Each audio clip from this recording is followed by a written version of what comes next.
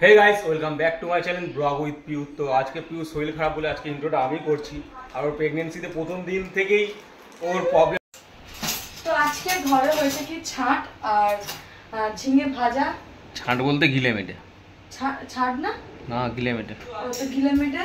আরে কি হয়েছে, ঝিঙে ভাজা হয়েছে সবার জন্য, আর আমার জন্য হয়েছে কি শুধু ঝিঙে ভাজা আর ডিম আলু সেদ্ধ। কারণ আমি ছাট খেতে পারি, মানে গিলে মেটে মাংস, মুরগির মাংসটা মোট খেতে আমার একদম মন করে না, বমি আসে। তো আমি কি খেতে ইচ্ছে করে তোর? তাহলে আমরা তো ডিম আলু ভাতে ঝিঙে ভাজা আর এই ভাত, এতটাই ভাত। আর এই যে গন্ধরাজ লেবু, ব্যাস। আর মামামের জন্য ও খাবে ছাড় দিয়ে ভাত খাবে, তোর ভাতটা মাখাবো। তুই ঝাল খাস না? কি ঝাল খাই না, ঝাল ঝাল আমি লঙ্কা করে বেঁচে ফেলে দেবো, কিন্তু মাখাবো ওটা আমি লঙ্কা দিয়েছি না, গন্ধ আসবে। ডাল কোথাও অনেক করেছি, কারণ দিদিটার হাতে আমার ডালটা তো ভালো লাগে না। এমনি খুব ভালো বানায়। প্রেগন্যান্সিতে মিথ্যা কোনো বাইরের খাবার খেতে অতটা ইচ্ছা করছে না, বলেন না এই যে ভোগ, ঠাকুরের ভোগ এইসব খেতে ইচ্ছা করছে, ঠাকুরের সিন্নি। আর যদি খেতে ইচ্ছা করে কিছু, সেটা হচ্ছে আমার মায়ের হাতে সমস্ত রান্না, যেমন ডাল বলো, ভাত বলো, মুরগি মাংস। আগে আমার মায়ের তো নর্মালি মাছের ঝোল, কাটাপোনা মাছের ঝোল, ওইগুলোই খেতে ইচ্ছা করছে। আমার বাইরের কোনো স্পেশাল খাবার খেতে ইচ্ছা করছে না, যে মোমো, চাউমিন, এগুলো কেন জানি না। আর না খুব কষ্ট হচ্ছে, আমি কথা, আমার সামনে কেউ যদি চিৎকার করে কথা বলছে, আমি তার কথা শুনেও হাঁপিয়ে যাচ্ছি, প্রচন্ড কষ্ট হচ্ছে, আমি বলে বলতে পারবো না। তাই আমার শাশুড়ি বলছে যে তুই চলে আয়, আমি তোকে নার্সিং হোমে নিয়ে গিয়ে বরঞ্চ সিজার করিয়ে দিই, টাকা ধার করে করবো তাও ভালো, তুই চলে আয় এখানে তাড়াতাড়ি। আমি বলছি দাঁড়াও, আমি ডাক্তার দেখাতে যাবো। মা আমাকে বলছো ডাক্তারটা দেখে নিয়ে, আমার কষ্ট হচ্ছে। তো দিদি সাথ দেবে, তারপরেই যাবো। আর আমার না মানে কালকে এত কষ্ট হয়েছে, কালকে শুয়েছি আমি 5টার সময় সোফার বালিশ পায়ের পাশার মাঝখানে নিয়ে, কারণ খুব কষ্ট হচ্ছিল। সোমনা তো বোঝে না, সোমনা শুধু আমার উপর চেল্লায়। এরা না বুঝলে কে বুঝে, বাইরের লোক তো থোড়ি না বুঝবে। আমি যখন ভিডিও বানাচ্ছি বাইরের লোক শুনেও তো গালাগালি দেবে, যে নিজের ঘরের লোকই না বুঝতে পারে। হোক ব্যথা হোক, ঘুমিয়ে যাবি, এরকম করে সোমনা বলবে। তো 4টে পর্যন্ত কে জেগে থাকে বল? শুধু ফোনের মধ্যে কে অ্যাডিং দেখাবো। 4টে পর্যন্ত 5টা পর্যন্ত জেগে থাকবি, দুপুর 1টা পর্যন্ত ঘুমাবি, সকালে নাস্তা করবি। সারা রাত যদি বাচ্চা পেটের মধ্যে খিলপে বাচ্চা, তোর পেট দিয়ে এমনি গুড়গুড় গুড়গুড় গুড়গুড় করে তো শুতে পারবি? আমার সারাক্ষণ এখান থেকে এতটা নন স্টপ কেঁপে যাচ্ছে, মানে নড়ছে পেটের ভেতরে। তারপরে পায়ের থাই ব্যথা করছে, আমার পায়ের জাং থেকে একটা দুটো না, একটা পায়ের পাতা পর্যন্ত ব্যথা হচ্ছে। একে কি বলবো, সবসময় বললে টিপে দেয়, কিন্তু কিছুক্ষণের জন্য টিপে দিয়ে আবার সরে যায়। যাই হোক, সবার ইচ্ছেও করে না, ওই জন্য আমি আর বলি না। আর সোমনাথ কি টিপে দেয়, শুধু পিঠটাই টিপে দেয়, কিন্তু ভালো করে টিপে না। সেদিনটা আমার ভাই টিপে দিয়েছিল, কি সুন্দর করে পিঠটা টিপে দিয়েছিল। ভাইকেই বলবি টিপে দিতে। তাহলে কেন, তুমি আমার বড় হয়েছো, বাচ্চার বাবা হবে, আমি বাচ্চার মা হবে, তুমি বাচ্চার বাবা হবে, তোমার নাকি তোমার অন্য জ্ঞান দেওয়া দায়িত্ব, শুধু জ্ঞান দেবে। এখন দেখো এ বাবা। তো আমার ফলের মধ্যে বেশি ভালো লাগে পেয়ারাও আছে না, পেয়ারা ফ্রিজ দিয়ে প্লিজ এনে দে। জানা পিউ, আমি প্লিজ প্লিজ প্লিজ, এটা তোর কেটে দেওয়ার কথা। আমি কি বললাম, আমি যখন মা হচ্ছে আমি কষ্ট ভোগ করছি, তুইও তো বাবা হচ্ছিস, কষ্ট তো ভোগ করছিস না? ও এনেও দেবো, আমি কেটেও দেবো, আমি কেটে দেওয়ার কথা তোর, আমি তাও কেটে নিচ্ছি, আমি কিছু বললাম না। একটু ফ্রিজ থেকে একটা পেয়ারা এনে দিবি, দুটো এনে তোর বড় আমি খাবো। তুইও মামা হচ্ছিস, তুই তো কাজ করা অনেক অবশ্য অতি অবশ্য। ঠিকই বিট্টু, কি মামা হচ্ছিস না, তোর অতি অবশ্য কাজ করা দরকার। হ্যাঁ, তো পেয়ারা এনে দিবি আমাদের দোকানে ফ্রিজ থেকে। তারপরে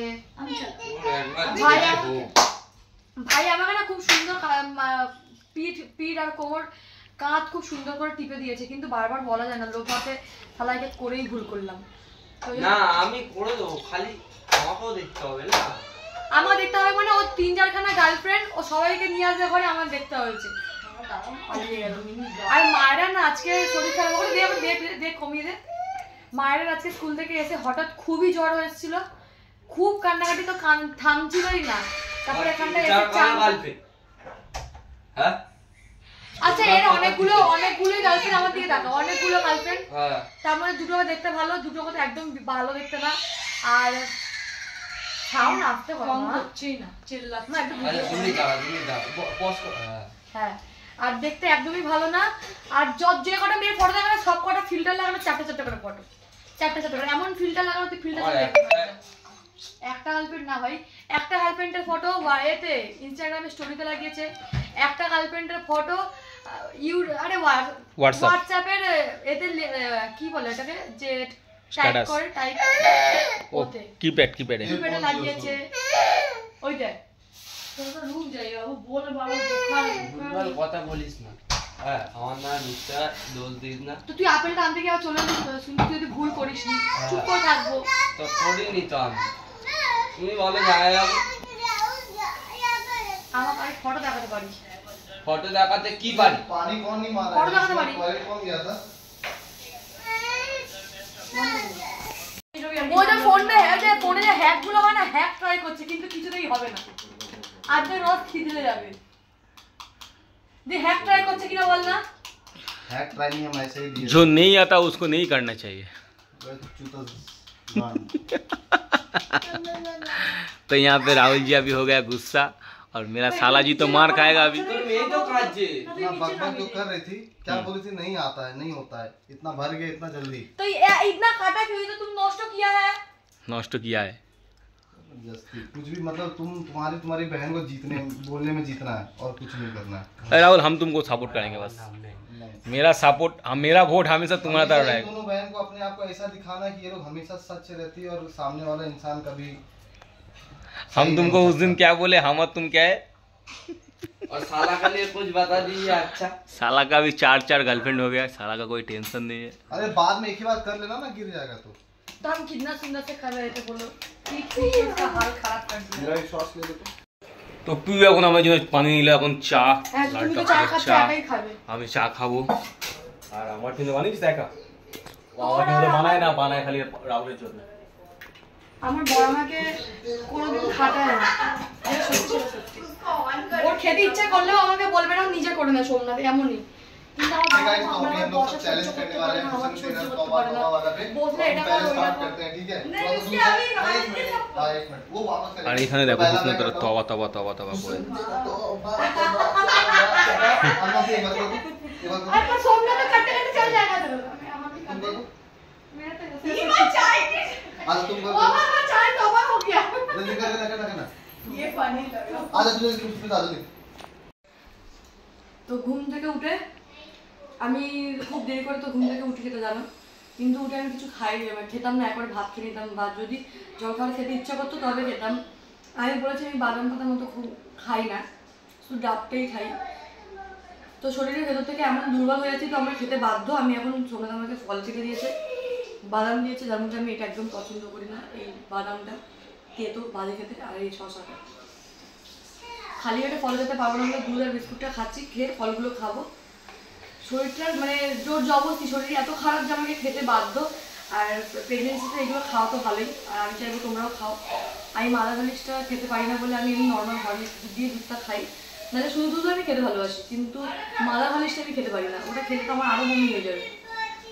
তো যাই হোক, প্রেগনেন্সিতে এই চাটা আমার শুরু করলাম।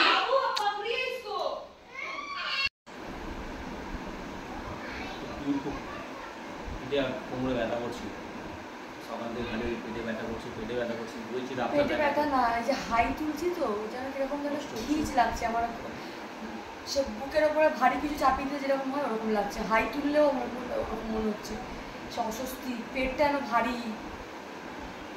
সত্যি কথা, আমি আর হব না গো বাপরে, আমি আর বাচ্চা নেবো না, এটাই লাস্ট অ্যান্ড ফাইনাল, ঠিক আছে?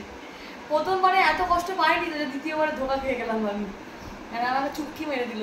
প্রথমবারে তো খুব সুস্থ সবল বাচ্চা আমি জন্ম দিয়েছি, আমিও সুস্থ ছিলাম, বাচ্চার বাবাও সুস্থই ছিল। এখন বাচ্চার মা সেকেন্ড প্রেগনেন্সিতে অসুস্থ হয়ে গেছে, তো অনেক বড় ধোকা খেয়ে গেছি আমি। নেড়া বেলতলায় একবারই যায়, আমি আর দ্বিতীয়বার যাবো না। প্রথমবারটা তো খুব ভালো ছিল, খুব ভালো এক্সপিরিয়েন্স, আমি আমি সব কাজ করতে পেরেছি, সব খেতে পেরেছি, সব এই হয়েছে ওই হয়েছে, কিন্তু এবার একটু বেশি মারামারি করে হয়ে গেছে, ঠিক আছে? যাই হোক, ব্লগটাকে এখানটা এন্ড করছি। সেবা করছে দেখতে পাচ্ছ, ক্যামেরা অফ হয়ে গেলে হয়তো হাত ছেড়ে চলে যাবে, মানে এখন পালিয়ে যাবে, বলবে হয়ে গেছে ব্লগ শেষ, এবার যা বলে জীবা কেসরি। তো চলো ব্লগটাকে এখানটা এন্ড করছি, দেখতে থাকো। এই দেখো ব্লগটার আগেই ছেড়ে দিয়েছে, দেখেছো? দেখেছো শরীরটা বসুন না, দা ঘুম থেকে গেছে, যাও তো অনেকক্ষণ টিপে যে। না একে বলো এখনই জামাইবাবুর পিঠ টিপে দিতে, জামাইবাবুর পিঠ কেন পায়ে মাথা থেকে চুল পর্যন্ত টিপে টিপে ছিঁড়ে নেবে। আমার 2-3 ঘন্টা ধরে টিপবে, তোর 2 মিনিট হচ্ছে অনেক। তেল দিয়ে হ্যাঁ তো যাই হোক, এখন সব থেকে নেক্সট ব্লগটা আমার কাছে ইন্টারেস্টিং হতে চলেছে, কারণ আমি আর দিদি যাবো শপিং করতে আমার সাদে। তো তুই দিদি আমাকে ধরবি না, আমিও তো যাবো বল। না তুই তো যাবি না, তুই যাসি না। আমি তো যাবো। আর সেটা সব থেকে বড় কথা, আমার তো বাইরে গেলেই শরীর খারাপ হবে, আমি ওটা ওখানে অসুস্থ হয়ে যাবে। জামা প্যান্ট দেখবো কি আমার ওখানটাতে এরকম করি, মানে আর ও যতক্ষণ ধরে জামা প্যান্ট কেনে তোর শরীর খারাপ হয়ে তুই শুয়ে থাকবি। দিদি খুব হেঁড়াতে ভালোবাসে, যেরকম ফোনের লোকের সাথে হেঁড়াতে ভালোবাসে সেরকম দোকানে কাপড়টা নেবে না কিন্তু দাড়ি দেখতে থাকবে।